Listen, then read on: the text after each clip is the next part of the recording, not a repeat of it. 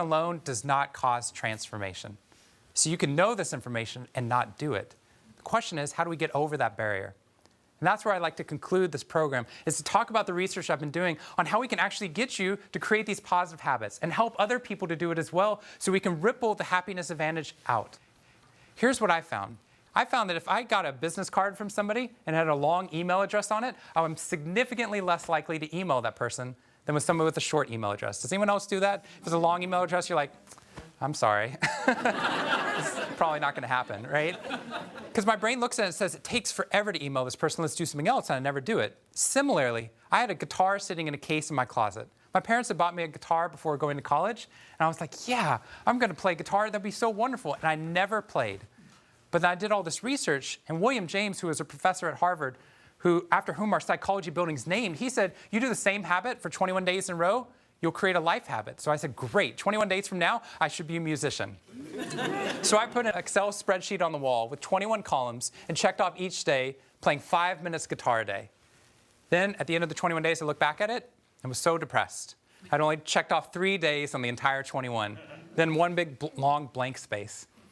So what I did was I did an experiment on myself, and I seem to always be doing these. But I took a stopwatch and timed how long it took me to get the guitar out of the case and out of the closet, 20 seconds. Then I bought a $2 used guitar stand from one of my friends, put the guitar out of the case and out of the closet on the stand in the middle of my room, tried the experiment again.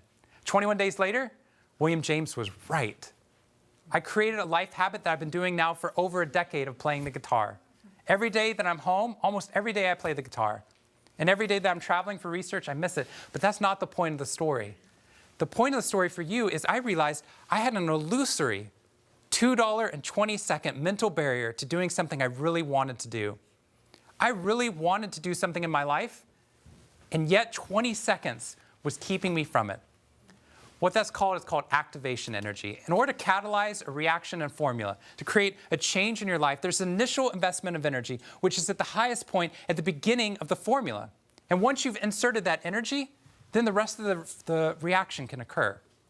But if we change that activation energy just slightly, your brain magnifies it for you, making it easier for you to start a positive habit and to stop a negative one. Let me give you some really practical ways you can use this immediately in your life. I had a negative habit. My negative habit was I was watching way too much television. Does anyone else watch way too much television? And it wasn't the good stuff. I wasn't watching PBS and Nova, right? I was just watching stuff that wasn't going to make me any better in my life. And I would do it. The average American, according to Google, watches 5.7 hours of television a day. I was slacking. I was only getting in 3. I don't know how they were doing it. I was still not seeing my friends and getting all my work done.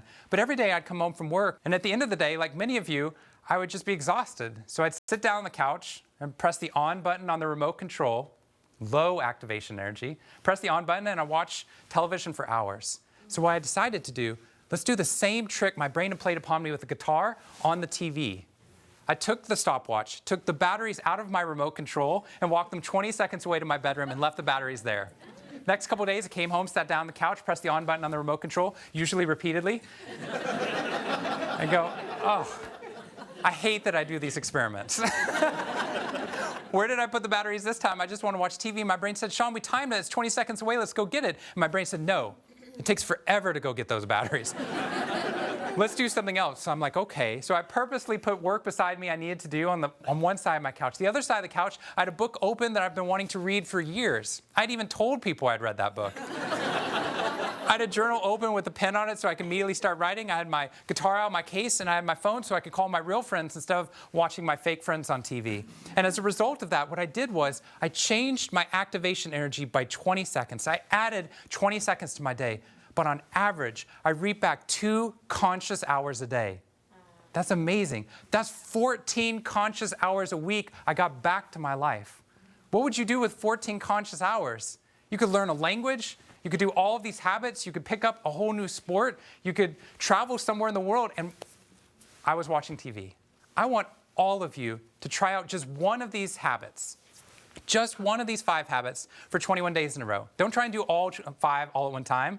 If you do all 5, if you're just doing them for the first time, you drop all of them. Eventually, I'd love for you to be doing all 5 of them, but just pick up one for 21 days in a row. And here's what I want you to do right now. I want you to commit to doing one of them.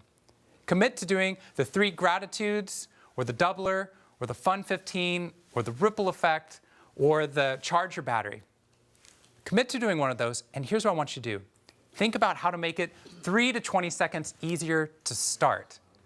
If you tilt the path of least resistance, our brain follows it. So find a way to make that one habit easier.